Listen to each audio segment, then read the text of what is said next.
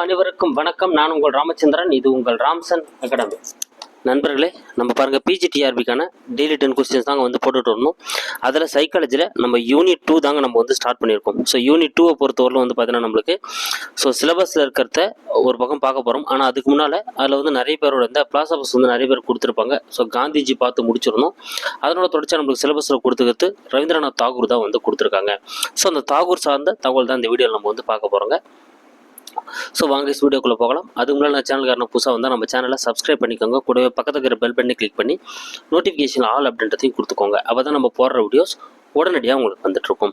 ஓகேங்களா? சரிங்க, வாங்க நம்ம டைம் வேஸ்ட் பண்ணாமல் வீடியோக்குள்ளே வந்து போயிடலாம். ஸோ கண்டிப்பாக இந்த தத்துவவாதிகளிலிருந்து கண்டிப்பாக நம்மளுக்கு வந்து ஒரு கொஸ்டின்ஸ் இருக்கும். எப்படி காந்தி முக்கியமோ அதே போல் நம்மளுக்கு வந்து ரவீந்திரநாத் தாகூரும் ரொம்ப ரொம்ப முக்கியம் தான். அதனால் இவரை பற்றி நம்ம என்ன பண்ணுவோம், பொறுமையாக டீட்டெயில்ஸாக பார்த்துப்போம். ஸோ ஃபஸ்ட்டு பாயிண்ட் பார்க்கலாம் பாருங்கள். ஸோ உங்களுக்கு நான் 10 கொஸ்டின்ஸாக கொடுக்கல. ஸோ பாயிண்டாக தான் இப்போ நம்ம கொடுக்க போகிறோம். 1861 ஆண்டு மே மாதம் 7ஆம் தேதி கொல்கத்தாவில் பிறந்தார். ஆமாங்க, 1861. ஸோ இயர்லாம் ரொம்ப காம்ப்ளிகேட்டடாக இருந்தால் நீங்கள் மெமரி பண்ணிக்காதீங்க. ஏன்னா நம்ம எக்ஸாம் நெருங்க நீங்கள் இயர் பண்ண உங்களுக்கு பேர்டனாக இருந்துச்சுன்னா விட்டுருங்க. நீங்கள் கண்டென்ட் மட்டும் எடுத்துக்கோங்க. ஓகேங்களா? ஸோ 1861 மே மாதம் 7ஆம் தேதி என்ன பண்ணுறாருங்க, கொல்கத்தாவில் வந்து இவர் வந்து பிறக்கிறாருங்க. ஓகேங்களா? ஸோ 1861. அடுத்து 1877 சட்டம் பயில இங்கிலாந்து சென்றார். ஸோ ரவீந்திரநாத் தாகூர் என்ன பண்ணுறாருன்னு பார்த்தீங்கன்னா 1877. ஓகேங்களா? ஸோ இதுக்கு முன்னால் இவரோட தந்தை பேர் நம்மளுக்கு தெரியும், தேவேந்திரநாத் தாகூர். இவரை நம்ம எங்கே கேள்விப்பட்டிருப்போம்? ஸோ தேவேந்திரநாத் தாகூர் வந்து நம்ம எங்கே கேள்விப்பட்டிருப்போம் அப்படின்னு பார்த்தீங்கன்னா இந்த ஆதி பிரம்ம சமாஜம் அப்படின்னு சொல்லிட்டு ஒன்று ஸ்டார்ட் பண்ணியிருப்பாங்க. அதாவது மோகன் ராய் பிரிஸ்டலில் ராஜாராம் மோகன் ராய் இருந்ததுக்கு அப்புறம் வந்து பார்த்தீங்கன்னா அந்த பிரம்ம சமாஜத்தை புதுப்பொலிவு கொண்டு வந்தவர் தான் தேவேந்திரநாத் தாகூர். அவர் யாரோட தந்தைனா ரவீந்திரநாத் தாகூரோட தந்தை. ஓகேங்களா? ஸோ அதை நீங்கள் அப்படியே ஞாபகம் வச்சுக்கோங்க. அவர் எக்ஸ்ட்ரா கண்டென்ட்டுக்காக சொன்னேன்.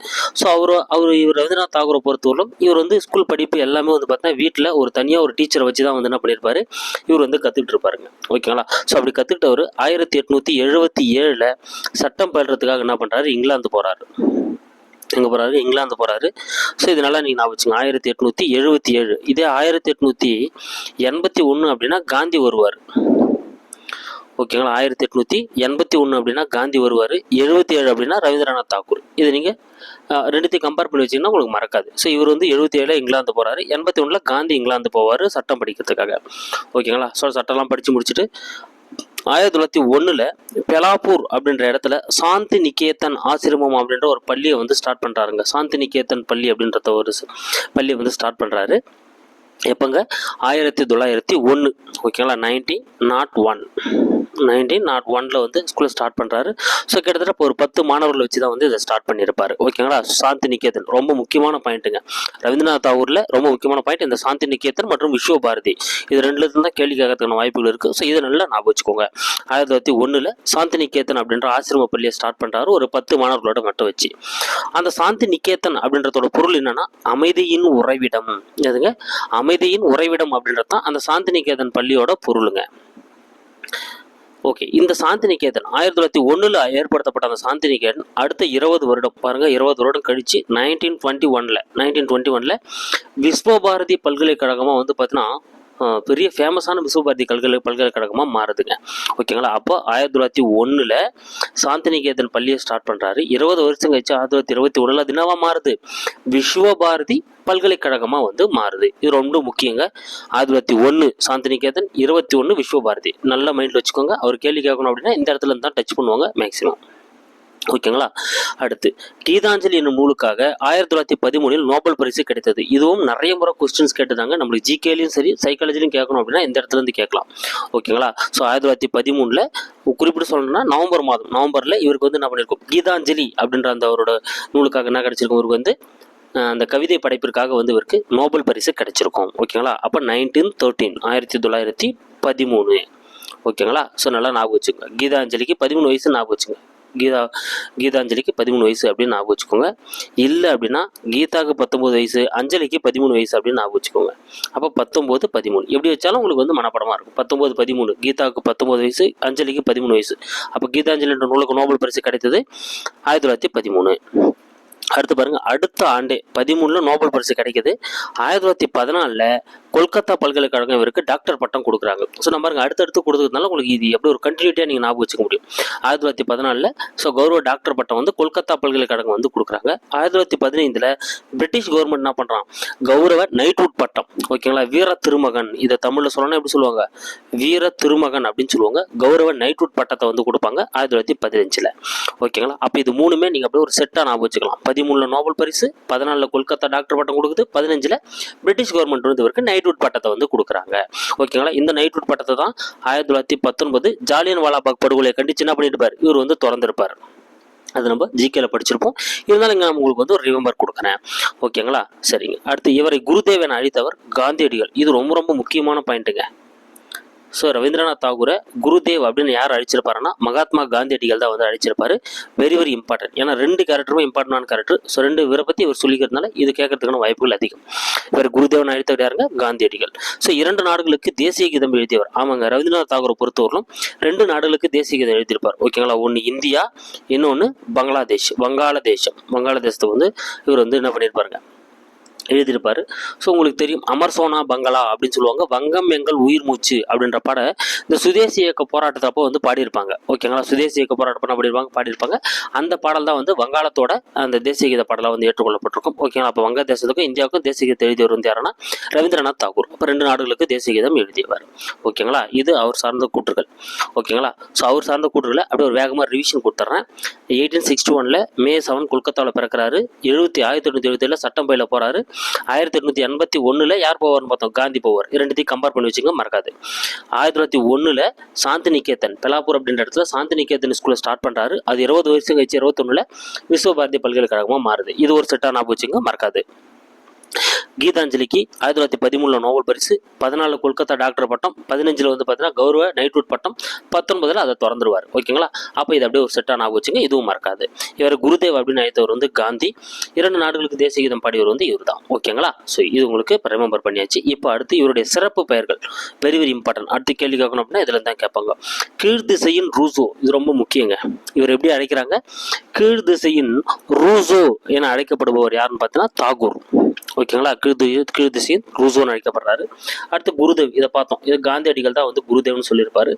ஆன்மீகவாதி, இயற்கைவாதி, தனித்துவவாதி, இது 2 3 வாங்க. ஆன்மீகவாதி, இயற்கைவாதி, தனித்துவவாதி அப்படின்னு சொல்லிட்டு அதுவும் யாராவது அழைக்கப்படுதான், ரவீந்திரநாத் தாகூர் தான் வந்து அழைக்கப்படுது. ஓகேங்களா. இதில் வீர திருமகன் பட்டத்தை நான் கொடுக்கல, ஏன்னா அதை வந்து அவர் 19 என்ன பண்ணிடுறாரு, திறந்துடுறாரு. ஓகேங்களா. அடுத்து தாகூரின் கூற்றுகள் ரொம்ப முக்கியங்க. எப்படி காந்தியோட கூற்றுகள் கேட்கறதுக்கான வாய்ப்பு இருக்கோ தாகூரோட கூற்றுகள். ஸோ இந்த கூற்றுகள் வந்து எப்படி ஞாபகம் வச்சுக்கலாம் அப்படின்னா, நீங்கள் ஃபுல்லாக வந்து மனப்பாடம் பண்ணுறது வந்து உங்களுக்கு வந்து ரொம்ப காம்ப்ளிகேட்டடாக இருக்கும். நீங்கள் என்ன பண்ணுங்க, எதுனா ஒரு வேர்டு தான் நீங்கள் என்ன பண்ணணும், அதில் வந்து நீங்கள் வந்து வச்சுக்கிட்டீங்கன்னா உங்களுக்கு படிக்கிறதுக்கு ஈஸியாக இருக்கும். இப்போ பாருங்க, மனிதகுல மேம்பாட்டிற்கான கருவியே கல்வி. அப்போ பாருங்க, கருவியே கல்வி, இந்த மாதிரி ஒரு வேர்டு. அப்போ கல்வியே கருவின்னு சொன்னவர் வந்து ரவீந்திரநாத் தாகூர். ஓகேங்களா. ஸோ பண்பாடு உள்ள லட்சிய வாழ்க்கைக்கு வாழ கல்வியே அடிப்படை.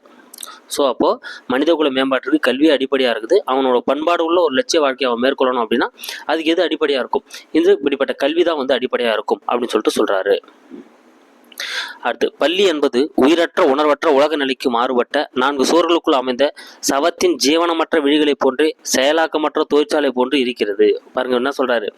ஸோ பள்ளின்றது ஒரு சவப்பெட்டியில் இருக்கக்கூடிய ஒரு சவம் எப்படி இருக்குமோ, எல்லாமே உயிரற்ற உணர்வற்ற எப்படி இருக்குமோ அது போல இருக்குது. ஒரு தொழிற்சாலையில் பண்ற போல வந்து என்ன பண்றாங்க, மாணவர்களை உருவாக்குறாங்க அப்படின்னு சொல்லிட்டு அப்படி இருப்பார் சொல்லியிருப்பாரு. அப்போ ஒரு சவம் ஜீவன் அப்படின்ற வேர்டு நீங்க ஞாபகம் வச்சுக்கோங்க. அடுத்து, உறவுகளை வளர்க்கவும். ஓகேங்களா. So typing mistake. உறவுகளை வளர்க்கவும் இயற்கையுடன் வாழவும் வகை செய்வதுதான் கல்வியின் பணி. அப்போ உறவுகளாக கூட வளரணும், இயற்கையாக கூட வாழணும். இதை சொன்னவர் யாருங்க, ரவீந்திரநாத் தாகூர். இந்த மாதிரி நீங்கள் ஆப்போச்சிங்கன்னா அந்த வேர்டு பார்க்குறப்ப நீங்கள் ஆப்ஷனில் கண்டிப்பாக எடுத்துடலாம். அடுத்து, ஒருவரது வாழ்க்கையை எல்லாவற்றுடன் இணக்கமாக எண்ணிக்கொண்டிருத்தலே உண்மையான கல்வியாகும். ஸோ ஒருத்தரோட வாழ்க்கையை எல்லாவற்றுடன் இணக்கமாக, ஸோ என்ன பண்ணணும், எப்படிப்பட்ட சூழலையும் இணக்கமாக வாழ பழகணும். அப்படி எப்படிப்பட்ட சூழலையும் இணக்கமாக வாழ பழகிறதா வந்து பார்த்தீங்கன்னா ஒருவருக்கு வந்து ஒரு உண்மையான கல்வியாக வந்து இருக்கும் அப்படின்னு யார் சொல்கிறாருன்னா ரவீந்திரநாத் தாகூர் தான் சொல்கிறாரு. இதை நான் உங்களுக்கு அப்படியே ஒரு ரிப்பீட் கொடுக்குறேன் பாருங்க. ஸோ கருவியே கல்வின்னு சொல்கிறாரு. லட்சிய வாழ்க்கைக்கு அடிப்படையாக இருக்கிறது கல்வின்னு சொல்கிறாரு. ஒரு ஜீவனற்ற சவத்தின் ஜீவனற்ற விழிகளை போன்று தொழிற்சாலையாக செயல்படுது பள்ளிக்கூடங்கள் அப்படின்னு சொல்கிறாரு. உறவுகளை வளர்க்கணும், இயற்கையோடு வாழணும்னு சொல்கிறாரு. ஒருவரோட எல்லா விதமான இணக்கமான எண்ணம் கொண்டு இருக்கிறதுக்கு எது கல்வியாக இருக்கும், உண்மையானதாக வந்து கல்வி தான் இருக்கும் அப்படின்னு சொல்கிறார். ஸோ இந்த மாதிரி சின்ன சின்ன வேர்ட்ஸ் நீங்கள் ஞாபகம் வச்சிங்கன்னா நீங்கள் ஆப்ஷன் வந்து எடுத்துடலாம். அடுத்து தாகூரின் நூல்கள், இது ரொம்ப முக்கியங்க. ஸோ தாகூரோட நூல்கள்ல இருந்து நம்மளுக்கு கேள்விகள் வரதுக்கு வாய்ப்பு இருக்குது. ஸோ எனது பள்ளி, இது ரொம்ப முக்கியம். மை ஸ்கூல், ஓகேங்களா. ஸோ மை ஸ்கூல் அப்படின்ற நூல் யார் எழுதியிருப்பாருன்னா தாகூர் தான் வந்து எழுதியிருப்பாரு. நல்லா ஞாபகம் வச்சுக்கோங்க. அதனால தான் நான் இங்கிலீஷ், ஆங்கிலம், தமிழ் ரெண்டுத்தையும் கலந்து கொடுத்துருக்கேன். த கார்டனர், தோட்டக்காரன். த போஸ்ட் ஆஃபீஸ், அஞ்சல் நிலையம். ஓம் அண்ட் ஒர்க், வீடு மற்றும் உலகம், ஓகேங்களா. ஹோம் அண்ட் ஒர்க்னா வீடு, சாரி ஹோம் அண்டு வேர்ல்டுங்க, இது typing mistake. Home and world, ஓகேங்களா. ஓம் அண்டு வேர்ல்டு அப்படின்னா வீடு மற்றும் உலகம், ஓகேங்களா. த கிரஸ்கண்ட் மூன் அப்படின்னா வந்து பார்த்தீங்கன்னா எதுங்க, வளர்பிறை இப்படி நூல் இவர் தான். சித்ரா மற்றும் கீதாஞ்சலி, இது எல்லாமே இவருடைய நூல்கள் தான், ஓகேங்களா. So my school, the gardener, the post office, home and world, the crescent moon and Chitra and Gitanjali. Visva Bharati பல்கலைக்கழக அங்கங்கள், இது ரொம்ப முக்கியங்க. விஸ்வபாரதி பல்கலைக்கழகம் எப்போ உருவாதுன்னு பார்த்தோம், 1921 உருவாகுதுன்னு பார்த்தோம்.